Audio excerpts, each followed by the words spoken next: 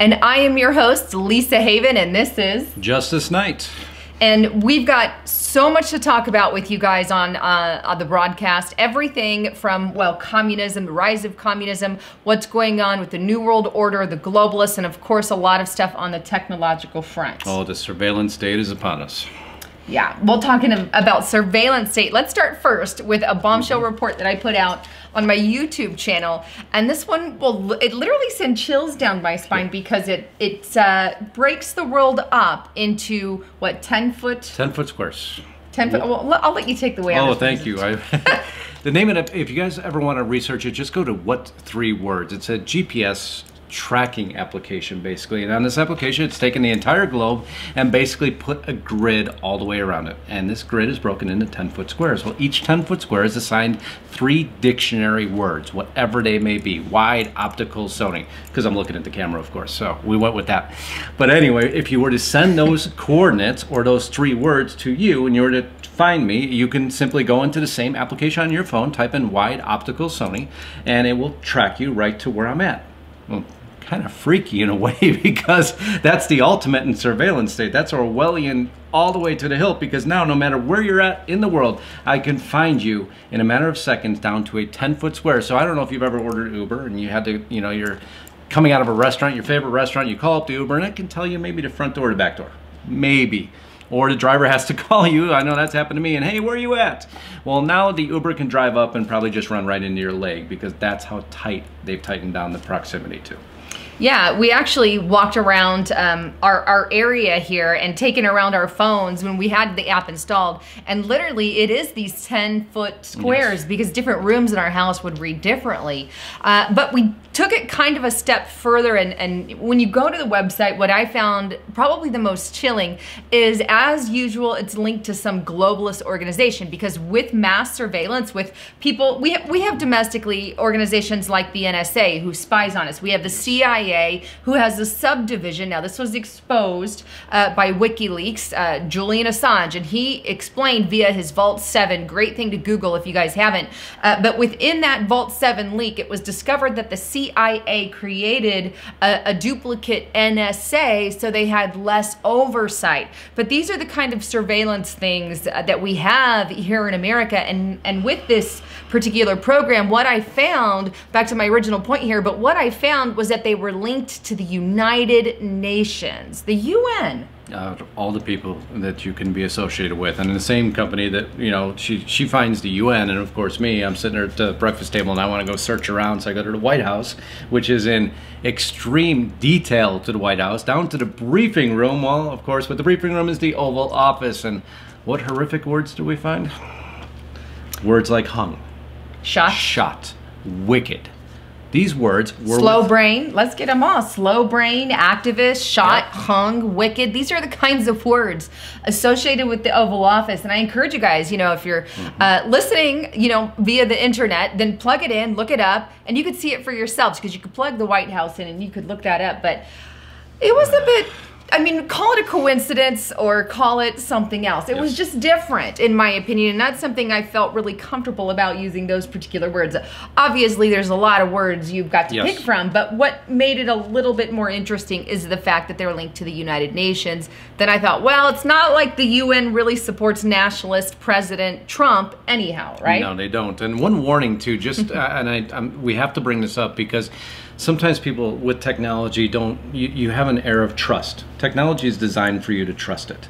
Well, when you get on this application, make sure, and we saw this on the YouTube comments, people were posting the 3 words for their home. Don't do that. Don't put it out, because once somebody has those 3 words, they again have your exact location to a 10 foot square. And like we said, even rooms within a home, each room has a different location, so that gets terrifying. Just again as a warning when you're playing with these technologies, and we have to explore them, and we have to put them on our phone and take it back off, because once you hit accept, also, even if you have a virtual shield, if you have a VPN shield, if you have anything along that line, the minute you hit accept, you bypass that VPN shield so anybody can see where you're at. Yeah, so just be careful. But as with normal technology, I mean, the truth is they're gathering data on you. I also put out this report not a couple days ago, I believe, about the AT&T and how they're basically tongue-in-cheek or in bed with, if you want to call it that, the CIA. The CIA was revealed via The Intercept. Now, The Intercept is another website, another reporting website that's leaked stuff kind of similar to WikiLeaks in a similar way, different kind of things. But this is one thing that was leaked. So they exposed how the CIA had a document saying that they were gathering intel and information from billions of AT&T, billions of people. And there's only millions of people here in America, so you can imagine where that scatters way beyond our borders. Now we're in foreign territory, you know, so billions and billions of our information, it's just a crazy thing to think about. And not only that, but it labeled 8 cities all across the country. I think it was San Francisco was one, DC, New York, LA was another, and there's a few others I can't remember off the top of my head, but these were some of the cities that harbor these big, tall skyscraper buildings, and all the windows are blacked out. Why the need to black out the windows if you're not doing something you shouldn't be doing? And lo and behold, nobody knew what these buildings were about, and now it comes out, well, don't worry, we're just gathering tons of data. And it's not just AT&T, because on the documented report that I've read, they also brought up other agencies that AT&T works with, like your Verizons, like your Sprint. So all a part of the grid. The grid. And it's hard because you don't know where to start or stop with reports on this, because, you know, thank goodness we won a major victory in the Supreme Court on, you know, cell phone technology. Long and short, this was Carpenter versus the United States, and what had happened is there was a string of robberies. Funny, it was a T-Mobile shop, out of all things. And so all the, I'm going to oversimplify this to the nth degree, but all the robbers basically start ratting each other out. So the FBI goes in and grabs cell phone data, says, okay, XYZ, in this case, I can't remember the man's name right now, but they grab his cell phone data, and they start using what's called triangulation through cell phone sites to track all the points he moved to. Well, by the end of it, they had 12,898 location points tracked on this gentleman, who now had everything overturned because they weren't allowed to do that, because they didn't get, what's the basic thing you need to go get from a court before you can go into my home? A warrant. Yeah, they didn't have the warrant. They missed that. Oops, sorry, because the cell phone data turned into this gray area, because the cell phone company said, no, I own that data. It's not personal data at this point. It went all the way to the Supreme Court. Supreme Court said, no, that's personal data. It's done. So a huge victory. Every one of these we try to report on, but just adding again to this overall surveillance state where this technology is terrifying, because it's being developed so quickly that no curbs are put in place to control it. Because let's be perfectly honest, even all the way up to our president doesn't understand what these technologies are. So even when they're writing laws, they're not writing them correctly. They're not enforcing them correctly because they don't know the end game of where these techs go. Facebook was up on Capitol Hill. He declared everything that he lost, all the profiles that were lost. We just love. Oh, he's phenomenal. Yeah. Mark Zuckerberg so much. That's sarcasm, just in case you huge sarcasm. Yes, as she was vomiting in the camera. I know you can't see her see that on the microphone, but what happened there is now, if you start to read the subsequent articles, which they're not getting major headlines because it's old news at this point, but they're finding more and more and more data he's released, and it's still in the hundreds of thousands. Now, he's since ratcheted back, and I will say this in his defense, he's turned off about 31 of the companies that he was giving our data to, and these were second-tier data companies, because nobody knew, you know, when you're throwing your data out there. It was kind of funny. I was doing further exploring today, like we always do, and I wanted to Google AI blogs, and I was watching, you know, they're teaching robots how to track us, basically. Well, that wasn't the interesting part. They use a database, and it's part of their DeepMind. Google's owned by Alphabet. Alphabet also owns what's called DeepMind. DeepMind is doing all the deep thinking models of how to track us, how to watch us, how to take all this data from the big Internet of Things, compile it, and basically give people a blueprint to teach their computers how to find us. Well, all these YouTube videos I was watching over and over, and I'm wondering how many of these people actually understand that the government or Google is using this data to now teach a computer how we run, how we shoot an arrow, how we shoot a gun, how we sit down. and there was a child in a video performing a karate move, and I put it up on my YouTube site. Are we kidding here? Now it's children. Where does this stop? I guess is my biggest question. Well, I mean, we're giving them, you know, the information on the internet, but at the same time, we have to have that freedom to share what we need to share. But I believe our personal information should remain ours. It's ours. God gave it to us. He said we're each individual people. Who needs to know every fingerprint, every move I'm going to make, what I want to purchase, what I don't want to purchase, what I search on the internet, what I prefer in clothing? Really, that's kind of me. And I change with times as you change with times. Or how about this? Let's take it a step further. When is it anybody's business what religion you are or what your political affiliation is? And these are the things that going forward, if the government has this profile on you and is tracking you based off this system, now they know, for example, I mean, everybody knows about me. Hey, you're a Christian, conservative, you know, like the president, you support the First and Second Amendment, you're a constitutionalist, but I would never hurt a fly. I would never harm a fly. And, you know, so this is me as a person, and that's you as a person. And I've got some libertarian in there too, but it's just, now the government has that profile on me, and I'm aware of that because I put it out there in order to get the truth out of what's going on there. But at the same time, since when is it okay for them to collect that data on everyone? Because you like a picture or because you like a photo, now you've got that profile framed specifically and geared to you. Now that's what I don't, and I think they're kind of crossing the line, but it can be used against us. And I think that's the biggest thing, is if you look to history's past, look at Mao, look at Stalin, look at Hitler. Imagine if Hitler had arsenal like this.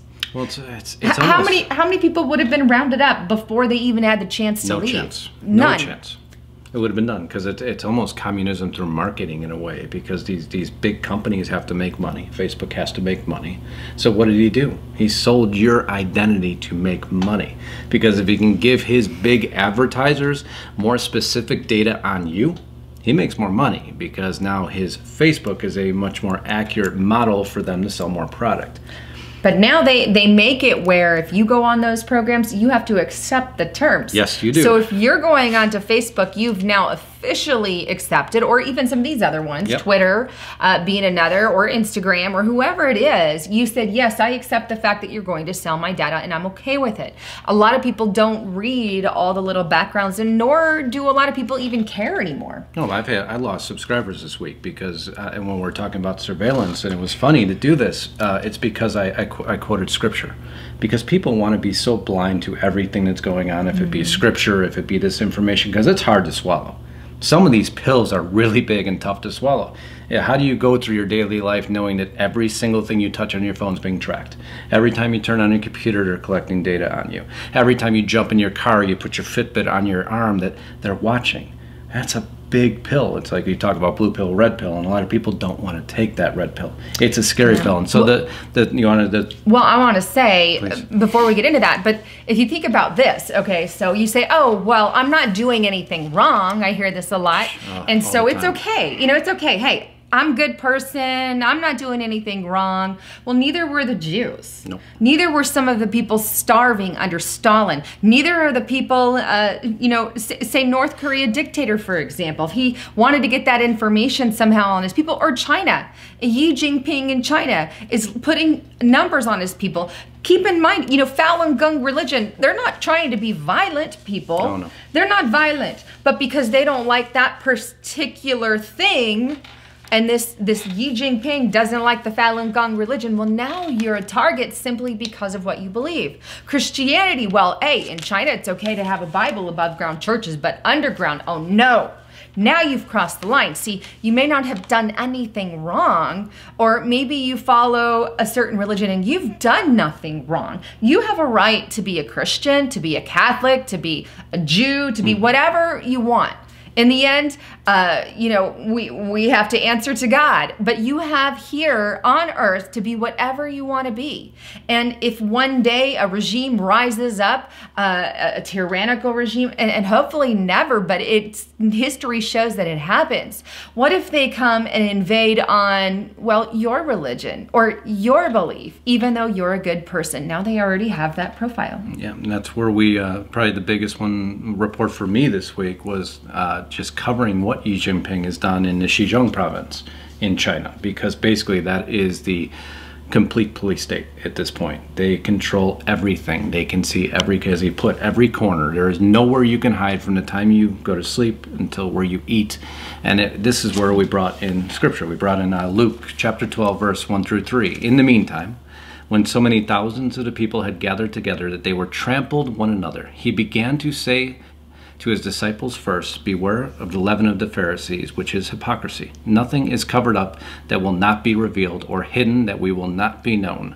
Therefore, whatever you have said in the dark shall be heard in the light, and what you have whispered in private rooms shall be proclaimed on the housetops. Now, we understand what that means in the text of God in the Bible. But if you take that to a much, and I actually just got chills right now, because what does communist regimes reveal? They're taking that scripture and they're applying it against their people, not for their people. For if you hide any message from me, I will find a way to surveil it. And we covered the province and how they're doing it. They're spending $8 billion to cover and find every single person. I think it's 23 million people in the province. They have flocks of birds that fly overhead that are actually drones. Their workers wear things in their helmet or in their hat so that if they aren't productive enough, that they're monitored so they know if they need to, maybe, they term it, go on a lunch break, or maybe we have to change the work you're doing. So even at work, you're not free. No. Cameras watch you. It's horrific. Imagine that. Imagine doing your job and you're wearing a helmet. Your helmet says if you're 100% up to working mode, or if you're only at 50%, or, oh no, you had a really bad day. And maybe you're just at 10%. Imagine that. That's the kind of technology that Justice Night has reported on numerous times, but that's terrifying. And that scripture, I kind of want to go back to it because it brought up something really important, but it's Luke 12, 1 to 3. Again, if you guys want to look that up. But when you think about it, God is telling people, beware of the Pharisees because they are hypocrite. And God is saying here that I see everything that they're doing. I know when they're in the dark. I know when they've done things whispered in private rooms because I am God and I am all knowing. This is what God is saying. He's saying, don't take care of them. I'm going to handle them in the end. But if you take that other route, what I see here is,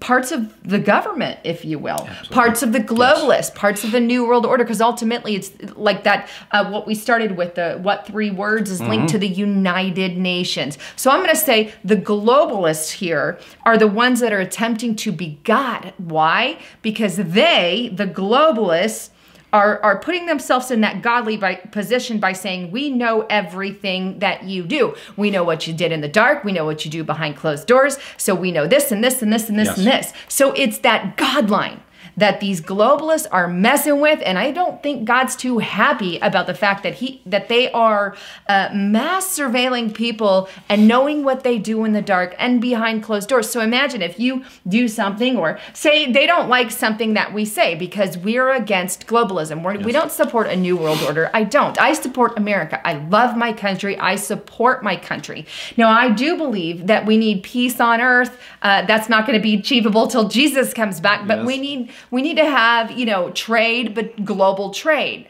Check. We need that. We need to have, communications with other countries. We have to have that good fellow relationship with the other countries. Now, that's separate. What I'm talking about when I say New World Order is a world, one globalized and run by one body, one organization that makes the rules and regulations placed upon the world, like your United Nations. They have no right here.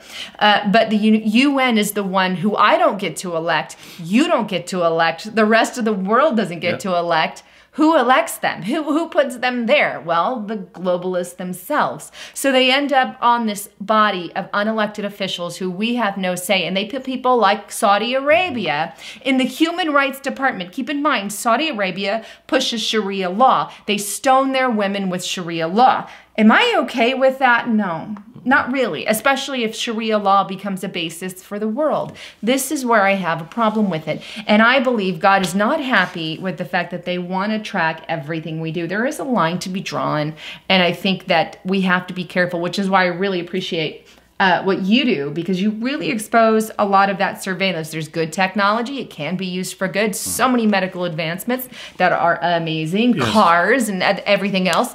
There's also a negative side where I think we just have to be really careful. Well, you get into tough ones because you get into military applications, and Google had to back off because all their employees just went crazy at them and said, you know, we don't want you supporting the military. I sent you an article recently, you know, we don't want anybody they don't want to support Trump because they don't like where he's heading. Well, the fine line there is for our military men and women who wear the uniform to protect our freedoms, to protect our rights. I want them safe at all costs. And if they're overseas doing what we've asked them to do, what they've volunteered to do, they should be kept safe. So where is that fine line between these technologies keeping them safe and being deployed back on the U.S. civilian population? So it's always a fine line I have to run because I am a huge military supporter, but on the same token, I fear all these implementations they're putting in, you know, now because Google on one hand saying I won't participate in military, but then you read them, they actually never said that. They said that when the Project Maven is done, and that's just so everybody, I'm sure you all know, Project Maven is the ones that help guide the drones more accurately towards their targets. It's target identification software. Well, Google simply said that when that contract expires, we won't participate anymore. They didn't say we won't participate in military applications. They're curtailing how their verbiage is working, but where is that line drawn? Re-explain that for those who may not know what Project Maven is, because I think it's important. It's important to bring it back up, and then even how Google revolted over it. Yeah, it's tough because, okay, we have people on the front lines. We have men and women on the front lines who are analyzing thousands of points of data. So all these video clips coming in of where a terrorist cell may be, have they moved, are they at this house, did they eat at this restaurant, where did they transition to this? And in defense of them, that's virtually impossible because as we've gotten better with drone technology and the drones are looking down on these populations of terrorists, they're throwing in so much data to the US military personnel that they can't keep up with it. Enter Google. Google, who is starting with these deep learning models to take all these data, like we talked about earlier with YouTube clips, and taking all these points of data that a human can't possibly do, and they're creating software or algorithms to analyze them. This is Project Maven, so that when they send a drone strike, it's more accurate, it's faster, it can predict faster, because again, they've built computer models behind it that a human can't do. Because we don't have enough men and women on the front lines to interpret this data. Ask any one of them. We actually have a friend in the military, one of my best friends in the military. You guys got to meet recently. And yeah, yes. Same thing. It's data over abundance is what happens. And so they've hired Google to come out. And now the other part that Google's working on, it's still, they said, no, we don't want to do this anymore, but yet there's a cloud contract out there right now because frontline military, again, can't get the data to the front line quick enough. It happens so fast, so many points of data, so many drones in the sky, so much information coming in, but that's great. It's hitting a computer, and this is how you recognize, this is how I would put it into you understanding it, is you have millions of points of data now coming in, from drones, from personal intelligence, from spies, whatever it may be. Well, that's great that all that data can now get to a computer. But by the time the computer's done spitting out what its findings are, it hasn't gotten to the man or woman on the front line with the rifle in their hand facing the enemy face to face, fast enough to make a decision. So by putting it up on the cloud, that data is now immediately accessible. And that's what they're working on behind the scenes. And a lot of people don't know that because Google's actually still, and even though not officially declared, one of the runners in this race for cloud software. But the problem is once all this information is on the cloud, like all our personal data is on the cloud, like what 3 words, all our location data is on the cloud, and now we've demonstrated to you that Google's creating rhythms that can show you where you're going to move, how you're going to predict, how you're going to think. They're going to launch an assistant now that can even make a phone call for you. This is all data that's giving away every privacy that we have left. So in other words, all our military secrets, all our military information on a Google cloud. Yeah, it's beautiful. And By the way, what did the Google employees do as a result? Oh, they revolted. They literally revolted. Yes, you heard revolt. Yes, they revolted, and it was I was very proud. I'm like, I'm very proud that they did. Yep. And so they said, look, you're going to stop this. You're crossing the line versus good and evil. We don't go there. And so as a result, what happened? Well, they don't like war. I mean, let's be, and this is in the facts, it's in every article you read. The majority of these employees are leftist employees. They don't want war. They want their peace. They want tranquility. They don't like the machine, the war machine at all. That's very well stated. I don't think anybody likes war. Nobody does. But it is a necessity, an unfortunate necessity it of is life. Very unfortunate. They rebelled, and what Google had to do is come out with a series of new laws, which I'm not going to bore you with every one of them, but there's several, so we'll just kind of clip through some of them, at least the majors. And this came out in direct response to the Project Maven employees, and it came out with these principles. Be socially beneficial was the first one. So it has to be a benefit to society for Google to implement their technology. Avoid creating or reinforcing unfair bias. Now I don't even know. Let's just forget the fact that they censor conservatives. I mean, they don't count. What are you talking about? That's a mere error. If you're a conservative, patriot, libertarian, veteran, gun owner, hey, at the bottom of the barrel. It's okay. Anyway. I'm actually doing a report on this, and it's so hard of a line to draw because I'm like, Google, please fix it. If you're gonna do it, do it. I mean, tell the truth. That's all I ask. If you're gonna sit there and suppress people, put it out there. Yep. Google should. Be built and tested for safety. Be accountable to people. Well, again, I just did an article where they're teaching robots to be autonomous, to make decisions on their own. So why, if you want robots or artificial intelligence, that's Google's primary focus. I got to be very clear on this. It is artificial intelligence. It is a big term. Artificial intelligence is the world of taking so much data, creating algorithms to predict future actions, or let it think on its own, or let it create programs on its own, or, as we talked about earlier, watch my movements on a computer screen to predict where I'm going to be. Well, is that being accountable to people once you teach it to learn how to track on its own? Where's that line? The next one was number 5, incorporate privacy design principles. I can't even speak on that. We just showed the analog of huge amounts of videos and data that's part of DeepMind that they just put out there for all these AIs to learn us better. But just skip over that one. We'll just skip that one. I'm sure when we signed up for Google, we automatically gave them, and I know that's going to be their answer, by the way, well, you signed up for Google.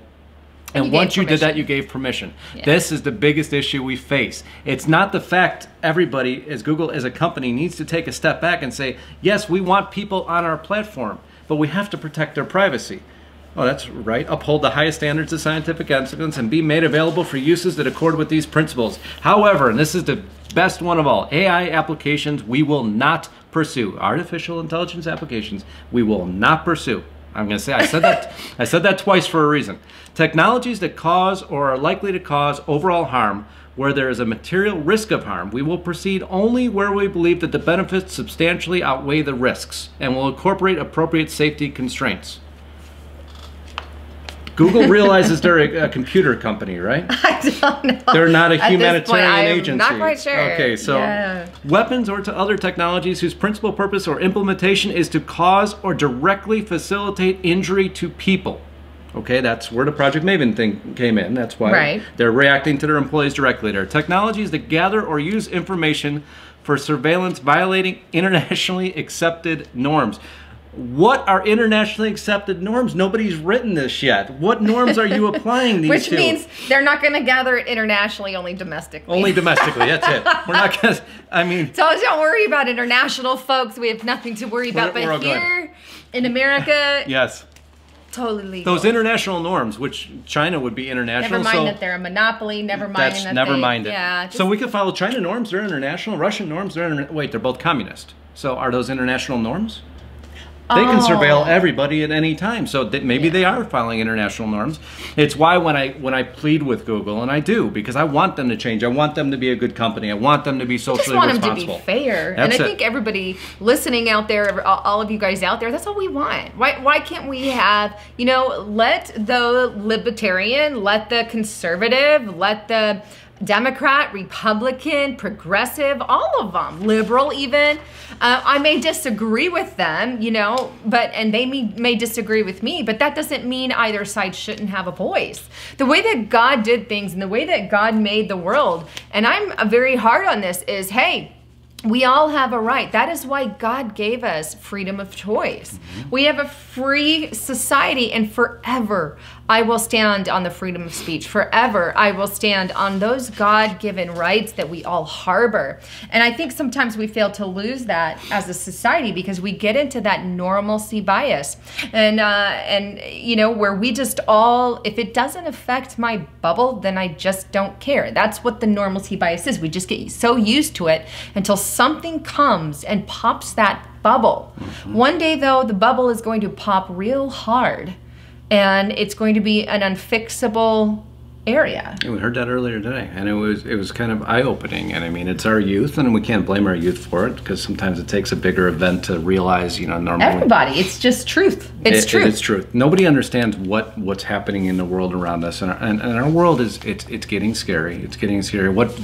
You covered communism. We covered Facebook. We covered Google. The only thing we didn't cover is midterm elections coming up, because that could affect everything, right? Oh God, there's a lot coming up. But real quick, I just want to remind everybody listening, go to my YouTube channel. I have a YouTube channel. Just plug in Lisa Haven, and I'm also available on lisahaven.news, and that's Haven for those of you who have not heard of me. So go to my website, check me out, subscribe there, because the censorship is just crazy. And also for Justice Night. Yep, just go on to YouTube and type in Justice Night, JUSTUSKNIGHT.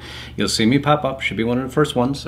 Please, I'd love for you to subscribe so you can keep up with all this beautiful, informative tech information that continues to happen. And no, my channel's nowhere near hers yet. I'm still growing up. Well, I just want to say thanks again for tuning into our channel here. I truly appreciate it. And this is Justice Night and Lisa Haven signing out.